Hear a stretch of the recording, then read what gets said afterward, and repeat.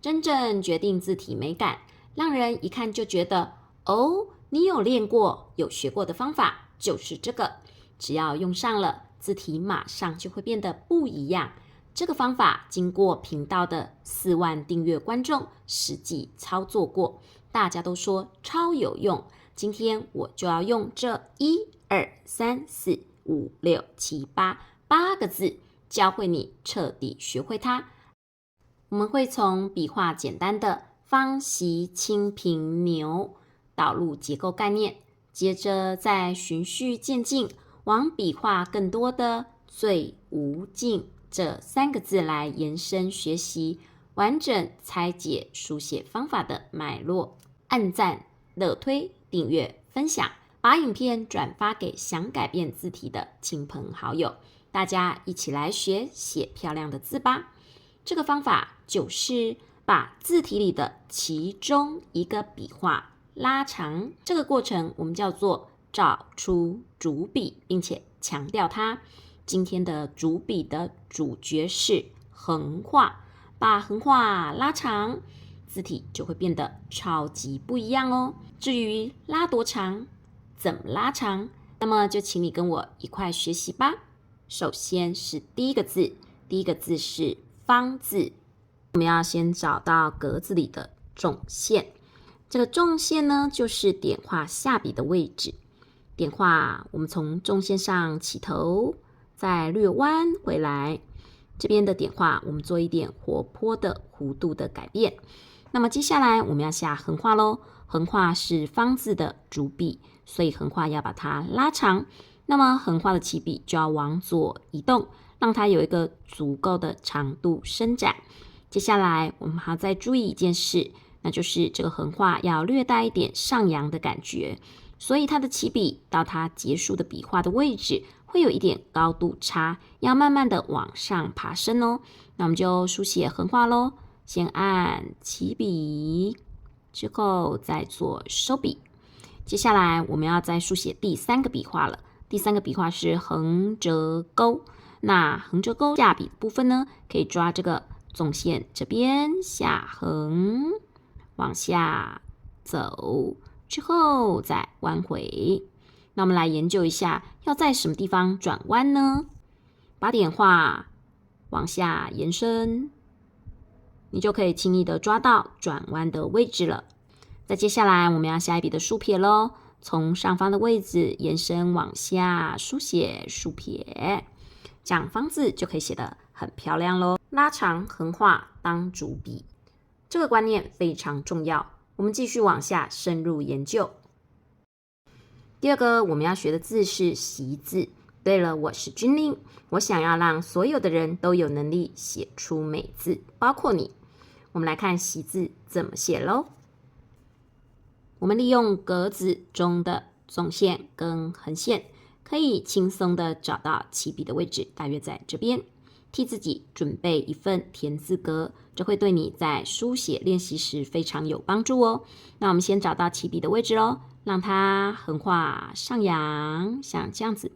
这是一笔短横哦。接着我们要下书画了，书画从这边抓好起笔的位置之后往下书写。我们看一下这个书画的角度会稍微的往内夹一点，但是角度不会很夸张，夸张就会很奇怪咯。接着我们再下一笔的书画，起点的位置稍微留意一下，比刚刚书画高一些，像这样往下书画，稍微内倾，但是又不过于倾斜，这是2笔书画我们想呈现的角度。接着我们要再下一笔的横画咯，这笔横画是主笔，拉长横画当主笔，想要拉长，那么就把起笔往左移吧，把起笔往左移，然后慢慢的拉长横画当主笔。接着我们要写书画咯，书画稍微抓一下它的位置，大概在这个地方，下一笔直一点的书画。接着我们要下横折咯，横到这边差不多跟上方的书画差不多的位置，就准备转弯了，转弯直直往下。在这里我会让书画稍微突出长一点，跟隔壁的书画比，这笔书画被刻意拉长咯。接下来我们再下一笔的横画，再下一笔的横画。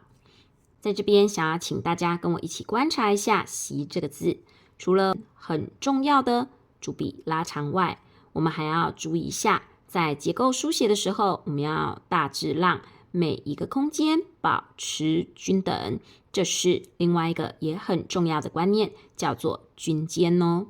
一个字体如果能够拉长主笔，如果能够做到均间，那么这个字不好看也很难。第3个字是清，想要写出好看的字，就得明白笔画的摆放方式，这就是架构技巧。每做到一些，字体的精致度就会往上堆叠，这就是那些硬笔大师和写字小白之间的差距。让我们赶紧来补足那些字体运行的架构原则吧。清字有3笔的横画，第一笔横画跟第二笔横画是短横，第3笔的横画我们会拉长书写，这是清字的主笔。那我们来书写第一笔横画咯，抓纵线上的这个位置，先下第一笔横画，接着我们再下第二笔横画，长度的部分可以抓跟第一笔横画差不多长。接着我们要下竖画咯，从纵线的上方延伸到纵线的下方，书写竖画。接下来第3笔的横画要稍微拉长一点，从这边制造一个主笔的效果。横画上扬后，轻轻的往下压回，上面的这3笔横画产生了2块空间，要均间处理，这样字体才会显得稳定，而且结构严谨哦。接着我们要写下方的这笔笔画，这笔笔画我们会把它改成竖画书写。接下来我们要再下横折咯，横折，折之后角度往下延伸，超越了竖画之后再往上勾。看一下这2笔笔画的关系，这边短，这边长，形成一个往下的稳定力量。接下来我们再下2笔的横画咯，横画往上，书写平均分配，这2块空间大致相等，下面的这块空间稍微大一些，亲自的书写分享给大家。想写好字，练习真的不可少。现在的你是跟着我一起练习，还是只是看着影片呢？如果想要学习够深刻，让观念可以用力的植入你的脑袋中，那么就得拿笔跟我一起练习哦。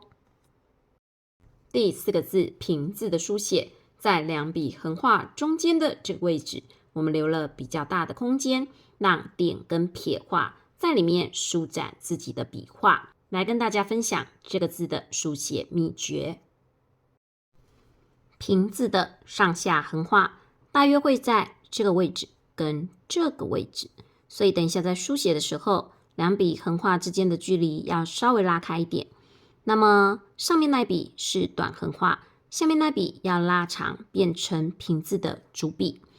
那我们就先在纵线上下1笔的短横画，接着我们要下点画咯，往下按之后稍微往上提一点，这笔笔画会延伸指向下一笔笔画的开始，下一笔笔画从这个地方自然的往下撇出。我们把曲线画出来给大家看，点画的结束，带出撇画的起头。接着在下方我们要下1笔的长横画咯，横画往旁边拉出并且压回。最后是1笔竖画的结尾，抓纵线的位置，从上往下书写笔直的竖画，结尾的地方轻轻的让笔离开纸，收一个尖尖的收尾。关于写字，要记得刚开始每个人都写不好，但后来差距就会慢慢拉开。决定他们字体美丑的关键是学习的思维。简单来说，就是你愿意花多少时间跟力气来做自我的成长。接着要跟大家分享的第5个字是牛字。牛字的书写有一些小小的诀窍，一旦掌握诀窍，就可以把牛字写得很好看哦。我们先下一笔的撇画，先按，再往旁边撇出。接下来抓撇画下方一点点的位置，从这边起笔书写短横画。接着要书写长横画咯，拉长横画当成牛字的主笔，从左侧起笔，慢慢的往右侧拉出，接着再轻按压回。接下来我们要写书画咯，用纵线当作依据，从上方往下直直的写出素画，在最后结尾的地方，再快速的让笔离开纸，收一个尖尖的悬针数。架构方法是写好字的捷径，如果不懂得书写的逻辑方法，那么再怎么苦练也是白搭。知道写字的架构方法，就能协助你在一团迷雾中清楚的知道摆放笔画的方向。那我们接下来要教大家写无字咯。无字上面第一笔是撇，那我们就先下一笔的撇画。接着呢，第二笔是横画，横画会从撇画的下端这个位置起笔下横画。接下来我们要下一笔的横画，下一笔的横画呢，宽度要拉的更长一些，大约跟撇画的结尾的这一笔以及横画的结尾的这个位置一样的宽，抓这个宽度就可以了。接下来我们要再下4笔的竖画，第一笔竖画从这里起笔，第二笔直直往下，第三笔再往下书写。在第4笔的竖画这边，我们稍微做个说明哦。第4笔的竖画，你可以写成带有书法味的竖撇，在这边我们会突出一个小小的尾巴。这种书写法是书法字帖里常见的书写法。如果你不想书写成这样，那么在书写第4笔的笔画时，你可以把它书写成正常字体的书画。那我今天来示范带有一点书法味的写法咯。我们先写竖，接着往下弯一下，露出一小截。接着我们再书写一笔的横画，这笔横画要拉长，比上方的第2笔横画更长。我们要营造一个字体中主笔的效果，从最外侧慢慢的起笔往右侧拉，再慢慢的拉回。接着呢，我们再下4笔的点画咯。第一笔在书画的下方起笔下点画，第2笔稍微往右斜一点，第3笔再往右斜一点，第4笔要拉长书写。这4点中最长的一笔就是第4笔的点画咯。看一下无字的点画，下方的空间大致保持均等，这样可以让无字在书写的时候呈现一种稳定的姿态。如果空间没有切割均等，笔画之间的间距大大小小，那么笔画就容易显得凌乱，字体自然也就没那么好看咯。有人说，现在这个时代啊，没人在写字啦，都嘛打字，改变字体要干什么？我把这个问题丢回给自己，我问我自己，为什么你那么愿意写，愿意练？我得出来一个原因，当我每一次下笔，字体在笔尖下慢慢成型时，我就会觉得自己好像是在创造一件专属于我的艺术品。这些字体在喧闹的日子里，给我一段宁静的时光。你呢？是什么让你愿意花时间坐在这里，专注的听着我的分享呢？最近有个频道的朋友留言，他说同事特别跑来，想知道他使用的是什么笔，因为觉得他的字很漂亮，他想谢谢我。其实我更想谢谢他，谢谢他留下这么可爱又温暖的文字，让我真切的感受到自己真的为这个世界创造了一点价值。接着我们来教大家写最。最的主笔一样落在中间的部分，所以上下的部件就可以缩短书写，这样才能凸显横画的地位。我们先书写一笔的竖画咯，角度可以稍微往内抓一点，这样书写出来的上方这个部件才不会显得太大。接着我们再书写横折咯，横折的部分要注意的是角度要略微上扬。接下来中间有2笔的横画，要把这一块空间做平均的分配。你要看好位置再下笔，要有意识的去平均分配这一块空间哦。只要书写横画了，把起笔往外拉，慢慢的往右拉出，轻轻压回，顿一下笔再离开。接下来我们要写书画咯，书画呢就抓上方书画稍微外侧一点的位置，这里就是最佳的起笔点。接下来我们写另一笔书画了，可以抓上方结构中间一半的位置，对下来，这个地方书写下一笔的书画。接着再书写2笔的横画，一样在书写的时候估好距离，让这2笔横画下笔时刚好把这块空间做平均的切割。接下来这笔挑画，起笔往上挑出，起笔的位置要稍微内缩，不能超过横画最左侧的点哦。接着我们要写横撇咯，横撇的书写方式就是横画，起笔之后弯出一个弧度撇回，这个弧度可以想象成什么呢？假设这是一块披萨的其中一部分，那么这个弧度就是类似这样子的感觉。接着我们再写一笔的长顿点咯，往外撇住之后顿一下，再轻轻收回。想写好字，架构方法绝对是必要的，你永远也写不出超过你理解认知以外的字，要记得这一点，并且努力的去学习各种书写的脉络逻辑。接着我们要书写景这个字咯，景这个字笔画虽多，但是知道方法就不难写。我们先写一笔的横折，稍微把笔画上扬之后再往内折回。接下来这笔横画是长横画，我们要从最外侧往右侧慢慢拉，并且渐渐压回，顿一下再把笔离开。接着我们再下一笔的横画，横画的长度呢可以跟上方横折的长度差不多。接着我们要下一笔的书画咯，书画从上往下书写，那么这边会突出一小段，那这一小段到底要多长呢？你可以往回看一下上面的空间结构，上面的空间高度有多少，下面预留的长度就抓多少。接着我们再下一笔的横画，这笔横画的长度可以抓跟上方横画长度差不多就好。接着我们要下点画咯，第一点往外点，第2点往右点，第3点往右点，第4点点最长往旁边拉。